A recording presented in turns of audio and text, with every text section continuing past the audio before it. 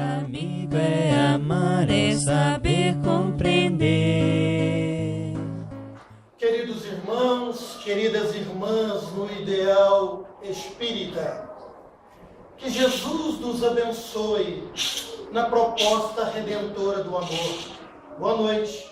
Boa noite. Todos bem? Estava com saudade de vocês, mas estava mesmo. Não é da boca para fora. Quando passa-se alguns dias sem vir aqui, parece que eu escuto aquela voz interna. Está passando da hora. Dá um jeitinho lá do Vladimir te chamar. E aí parece que o Vladimir escuta minha voz. Até parece que eu tenho uma voz alta, né? Acho que é os espíritos. Então vamos confiar neles. Que bom nós estarmos aqui. Numa casa aonde que nos acolhe um sentimento de solidariedade, de paz e de amor. Para isso, eu convido a todos a se levantar e a cumprimentar seu vizinho da direita ou da esquerda, desejando muita paz. Vamos lá?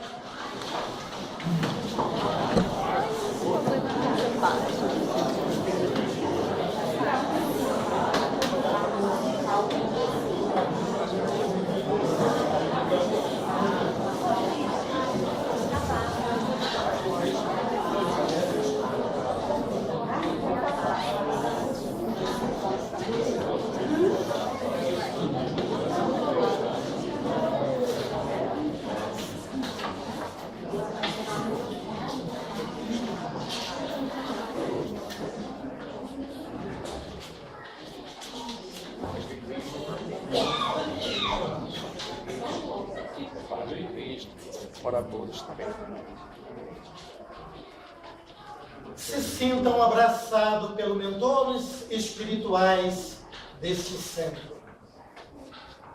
Já tem alguns meses que trazemos uma proposta relatar sobre um projeto chamado Família, desenvolvendo em cada tema oportuno a convivência, os desafios, o que nós chamamos de família, o que nós chamamos de lar. Joana de Ângelo, espírito, que inspira Divaldo Pereira Franco, chama do lar de constelação.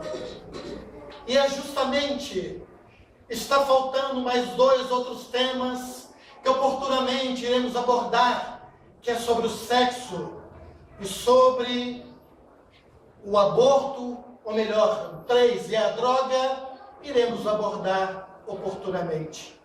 Aproveitando essa ocasião, esse dia tão especial, que viemos aqui buscar uma mensagem daquele irmão nosso que passou para outra esfera, que está no outro degrau, e vamos buscar, envolvendo essa família, vamos um pouco mais desenvolver o tema sobre a oportunidade bendita que Deus nos concedeu da reencarnação, de estarmos juntos no lar, com aquele irmão quem eu escolhi, com aquele pai a quem eu pedi, com aquela mãe a quem eu pedir, convivendo nesse meio. E nesse meio, vamos ver pela visão espírita o que os amigos espirituais dizem para nós, o que é preciso para que nós possamos fazer para, consequentemente, melhorar dia a dia. O mundo moderno tem nos chamado muito a atenção com relação à tecnologia, o avanço estupendo que houve da informática, da mídia, escrita, falada, mas a família nossa ficou para trás. Os desafios da convivência hoje se tornam grandes entre nós. A criatura humana tem tem esquecido muito daquele aonde ele veio, daquele aonde se faz necessário estar, daquele reduto, vamos dizer assim, físico, não importando se esse físico seja 50 metros, 100, 150, 200, mas o importando é que dentro dele existe almas, espíritos em vários degraus de processo evolutivo. Ora, ao constituirmos essa família, pedimos para estar nela. E ao vir todos esses espíritos em degraus diversos, uns com afinidade ímpar para com outros, outros rebelde de um para com outros. Por isso que a doutrina explica: irmãos que se amam, mas irmãos que se detestam. Pais que agridem filhos, filhos que agridem pais. Pais que desentendem, não conseguem entender de forma alguma. São espíritos em processos de evolução. Espíritos em processo de aprendizado. Ora, o desafio de estar no meio de pessoas a quem você não convive muito bem, não tem aquela afinidade, e muitas das vezes vemos se dar melhor externamente com amigos que não convivem naquele reduto do que o próprio reduto. E aí a doutrina vem dizer para nós: dos débitos existentes, dos fracassos, vamos dizer assim, que tivemos nessa convivência de relações fraternais, de convivência, relações amigáveis, de convivência de relações de um cedendo, outro respeitando o direito e o indivíduo de cada um. Porque cada um tem uma história a ser construída.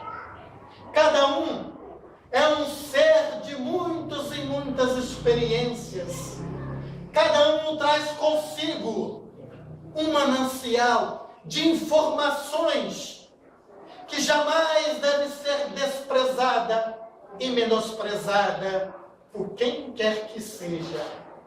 Seja ele, hoje, de caráter um pouco arredio, de caráter um pouco ruim, mas é momentaneamente, porque o ruim faz parte de uma trajetória para podermos chegarmos ao ápice de melhorarmos. Ora, quem podemos chamar de modelo e guia é o homem perfeito que se passou sobre a terra, que Deus nos deu para servirmos de modelo, Jesus Cristo. Os outros são espíritos em processo de evolução.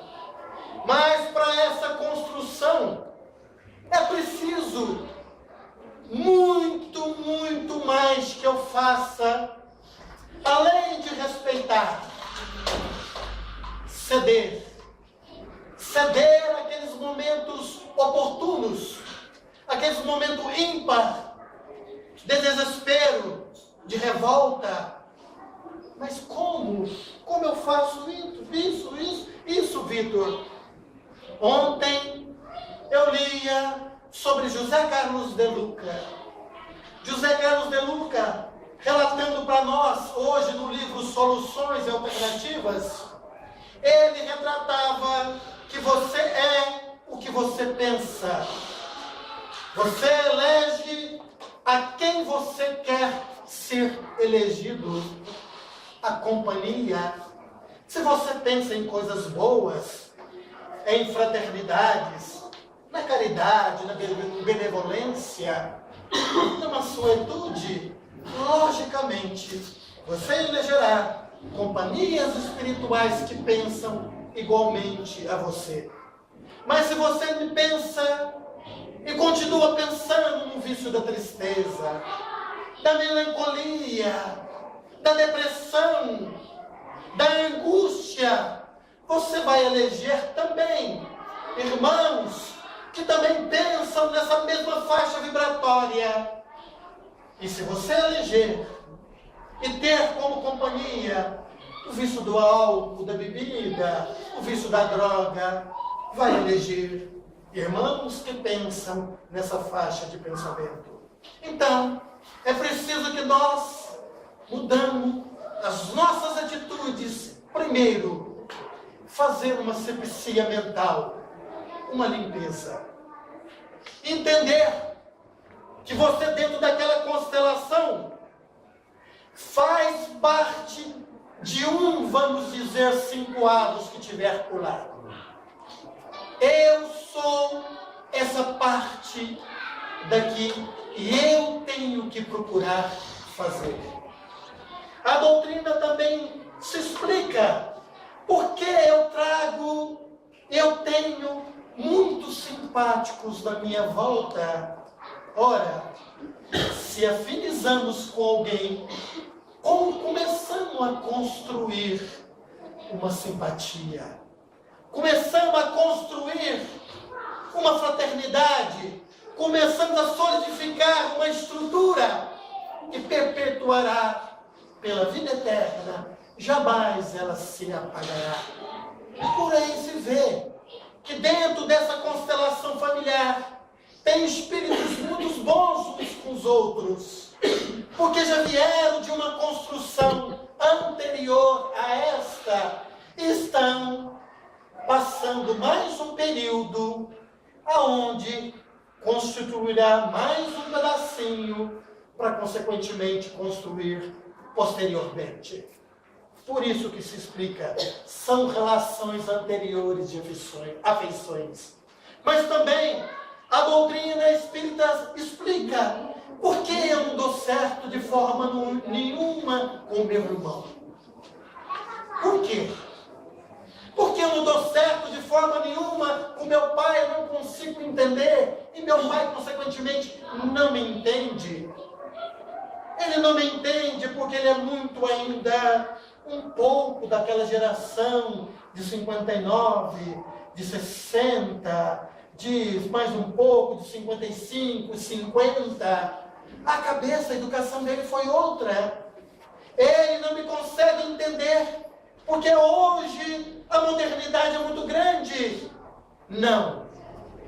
A modernidade veio, mas os valores espirituais e morais ficaram lá para trás. Eles não mudam. Muito pelo contrário, nós temos que permanecer, construir, reestruturar para poder fazer melhor. Ele não me entende, porque eu também não consigo entender ele. Eu não cedo. Ele pede para me chegar mais cedo de casa, porque ele vê que na noite tem muitas coisas que não se deve, mas tem muitas coisas boas. Mas ele vê aonde que eu estou indo. Não é legal para um ser que está tentando buscar reviver o cristianismo redivivo por Jesus. É um lugar onde tem vício da bebida. Mas como eu posso viver em essa vida onde as paixões mundanas estão aí fora, fazendo uma retrospectiva do que é saudável para você e do que é nocivo para você. E ter o discernimento e a postura de separar. E o que é bom, permanecer construindo. E o que é nocivo, afastar.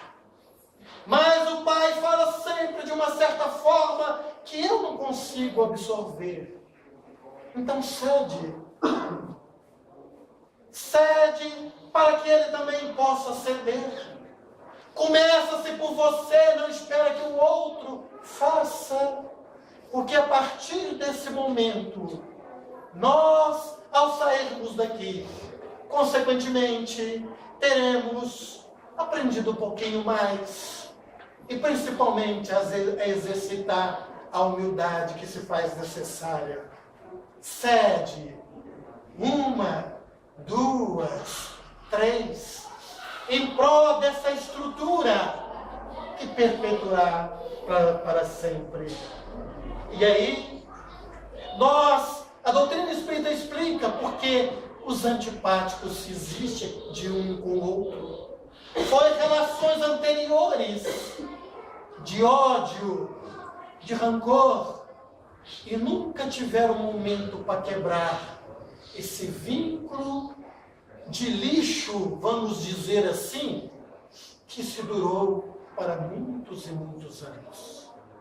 Também é preciso que nós, sabedores dessa conformidade de não entender o outro e o outro não me entender, paramos para pensar por que eu não consigo entender.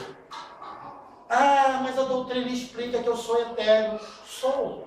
A doutrina explica também que adquirimos virtudes, mas também pisamos também muito na bola. E é preciso refazer esse mal entendido, essas ações que geraram vários transtornos psíquicos, morais, e que hoje acarreta vários relacionamentos que eu não consigo ser o que tenho. Para isso, o Evangelho segundo o Espiritismo retratou para nós perdão das ofensas. Perdoa. Não 7, mas 70 vezes 7. E aí, eu me lembro de uma história com Chico Xavier. Havia, não sei se eu contei aqui, tem tantas dele, tem umas 40.000 histórias, narradas por Marcel Souto Maior e vários outros que trouxeram essas histórias para todos nós, que consequentemente nos engrandece para a gente refletir. Chegou-se uma senhora, procurou o Centro Espírita de Chico Xavier em Uberaba. Ela já tinha seus 75 anos de idade.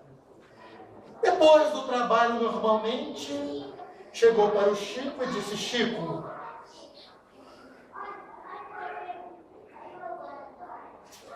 o meu marido, depois de 50 anos, está pulando a cerca. Eu não entendo muito bem o que é isso, senhora. Chico se fez de novo. Mas o nosso irmão Emmanuel veio até aqui dizer para você perdoar o seu marido. Vai, perdoa. Perdoa as ofensas dele. Ela foi. Depois de alguns meses, Chico olha todos que estavam e debate com aquela senhora que acabou-se os trabalhos. Ela procura o Chico. Chico, eu estive aqui alguns meses atrás. Vós, através da sua mediunidade, o nosso irmão Emmanuel mandou mensagem dizendo para eu perdoar o meu marido. Ele continua pulando a cerca, Chico. Emmanuel veio e falou: fala para ela perdoar como está colocado no Evangelho. 70 vezes 7. Vai e perdoa. Ela foi, comprou um caderninho e anotou. Dá quanto? Quanto? 400 e quanto? 90. 490 vezes. Ô, velho danado, olha só. O bicho estava com gás todo.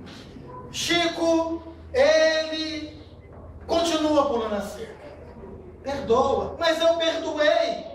Como nosso irmão Emmanuel disse, está aqui escrito 490 vezes. Veio Emmanuel e diz: fala para essa irmã perdoar cada ofensa 490 vezes. Então é infinito. Vá. Como você pode, depois de 50 anos de casamento, mudar-se um quadro em função de uma situação como essa? Perdoa. Procura aquele irmão. Procura aquela irmã.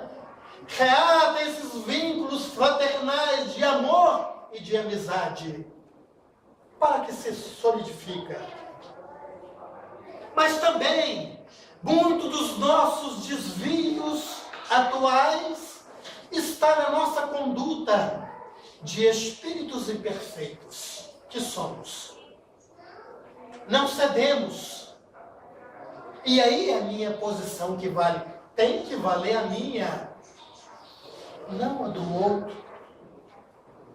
Em um reduto familiar, disse Samitiba, até as relações financeiras têm que ser colocadas num papel para o contexto todo saber do que se tem, do que se pode gastar, do que se não pode gastar.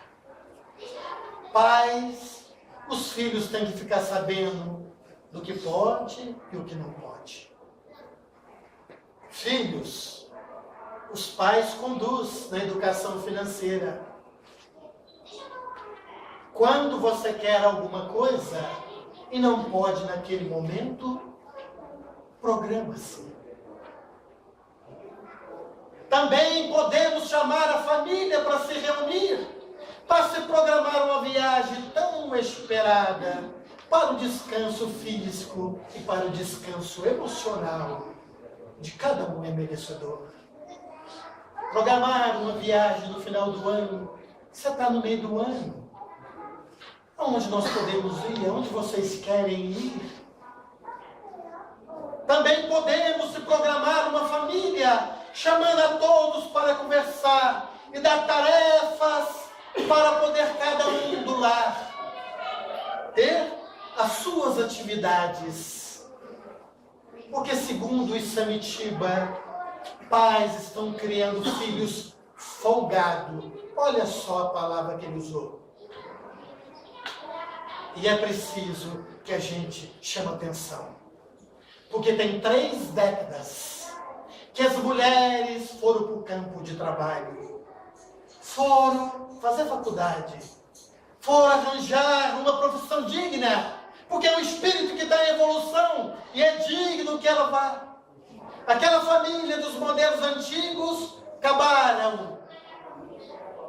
Não existe estar para vir o modelo atual. Qual que era o modelo antigo? Aquela onde o pai ia buscar o recurso financeiro e a mãe, a rainha do lar, tomando conta todo do lar, a fazenda dos filhos, direcionando os filhos para as escolas, para os passeios, tomando conta das empregadas, de todos os trâmites que tem dentro do lar. E o pai, na parte financeira. A mãe saiu, de 30 anos para cá, foi buscar a faculdade, foi competir com o homem, entre aspas, não tem competição. E aí, como se fica o lar? Filhos sem pai, sem mãe. Tarefas a ser feitas quando a mãe chega. É prato, é panela, é roupa ali para ser lavada, é arranjar os quartos. E aí? Chama-se os filhos. Organiza-se tarefas. Dá atividade para cada um. Bota os meninos pequenos para começar a lavar os banheiros, a limpar os próprios sapatos, a lavar. Foi isso que minha mãe me deu quando eu tinha 8 anos de idade. E eu adoro lavar um banheiro. Tanto é que a minha mulher deixa os 2 banheiros para mim. Mas eu vou feliz. Eu vou satisfeito. E chego até a cantar. Porque quando eu meto a bucha daqueles azulejos lá, eu vejo a limpeza depois, eu falo, ah, que gostoso. Roupa já não é meu forte. Fazer comida também não é. Tem muitos homens aí que sabem fazer um churrasquinho, um arroz carreteiro. Chama-se a família e se divide as coisas. faz parte do reduto. Isso é união. No ambiente do lar, nunca vamos esquecer. Na fraternidade. Nós temos que ser bom é no lar. Não é no trabalho. Não é na vida social. É no lar. O lar é uma extensão de todo o complexo fora que existe. No lar nós temos que ter tolerância de um com o outro. No lar nós temos que ter o bom diálogo. Pais bons conversam. Pais brilhantes dialogam. Diferença de conversar e de dialogar. Dentro do lar nós temos que dar bons exemplos. Dentro do lar nós temos que renunciar. Quem está disposto a renunciar? A si mesmo, para que o outro possa se elevar. Foi isso que Jesus fez, meus irmãos. Ele renunciou para que nós pudéssemos brilhar depois, através dos seus exemplos. No lar nós temos que perdoar, nós temos que respeitar. E para terminar, uma reflexão para todos nós, de Ney Lúcio. A paz do mundo começa sobre as telhas a que nos acolhemos. Se não aprendemos a viver em paz, em quatro paredes, como aguardar a harmonia das nações? Como exigimos paz dos outros, sendo que nós estamos em conflitos diários, insatisfeitos, intolerantes conosco mesmos? Qual que é o limite disso, meus irmãos?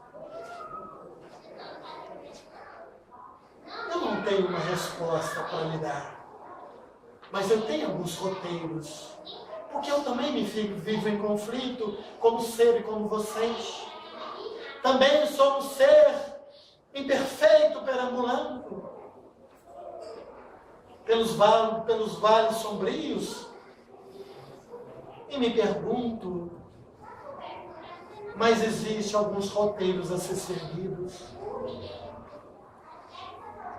Primeiro, onde nós estamos, e toda vez que eu vou no centro, o centro é o meu maior remédio que existe. Todos os meus conflitos pessoais, eu deixo lá. E Deus é tão bom. E os Espíritos são tão bons, que pegam isso, dissolvem, jogam o remédio curador e dizer para mim, siga adiante, vá. Se tiver pedregulhos, como vai ter, montanhas, segue adiante, vá. Outro, tolerar. Outro, respeitar. E por fim, amar. São caminhos que nós sabemos. E aí vamos construindo a tão famosa palavra que queremos para o mundo, que é a paz.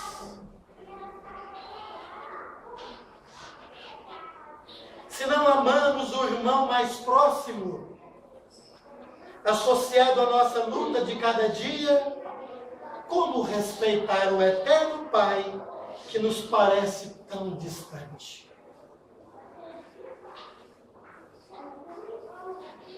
Então fica para nós pensarmos nessa parentela, como diz o Evangelho segundo o Espiritismo espiritual, que você tem bastante. Mas não vamos deixar que essa parentela corporal se infiltre dentro de nós, porque ela dissolve nessa própria existência, porque o corpo vai dissolver. Aquele edifício é o que devemos amar. Não viemos aqui buscar uma mensagem, não viemos aqui buscar uma mensagem daquele que se já passou para o mundo, uma orientação para as nossas vidas. Eis o caminho, a verdade e a vida. Busca o Evangelho segundo o Espiritismo. É o maior roteiro para a felicidade eterna. Que Jesus nos abençoe. Que Jesus nos fortaleça. Que Jesus nos proporciona momentos inesquecíveis como esse. Estamos todos nós aqui e podemos proporcionar, falar, refletir, degustar, de uma certa forma, ingerir a palavra dele. Muita paz a todos. Ser amigo é amar, é saber compreender.